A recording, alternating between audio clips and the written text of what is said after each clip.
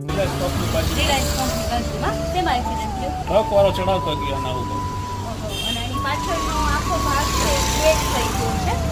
ટ્રકવાળાએ આની ઉપર એનું વાહનના જે વ્હીલ છે આની ઉપર ચડી ગયા અને બિચારીની હાલત અત્યારે બહુ જ ખરાબ થઈ ગઈ છે. જે લોકો વાહન ચલાવે છે એને ખરેખર ધ્યાન રાખવું જોઈએ, કેમ કે આટલા મોટા પ્રાણીઓ છે એને નથી દેખાતા.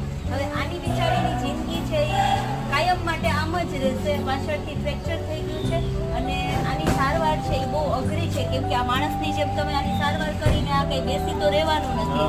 હાલતું ચાલતું હોય ને તમે ન એને પ્લાસ્ટર કરી શકો, એનો પ્લેટ બેસાડી શકો. અમારે તો જીવ ભરે જ અમે સસ્તાનું કામ કરીએ, તમે તો લઈને આવીએ. ના, તમે બહુ સારું કામ કર્યું અને આ તમે અત્યારે એને પાછી ત્યાં ગેરેજમાં રાખશો પણ ખરા. જો એવું લાગે કે ખાલી પીતી નથી અને વધારે તકલીફ નતો લાગે તો તમે અહીંયા એને મૂકી જાજો. તમે ખરેખર બહુ સારું કામ કરો છો અને તમે વારંવાર આ રીતે લઈને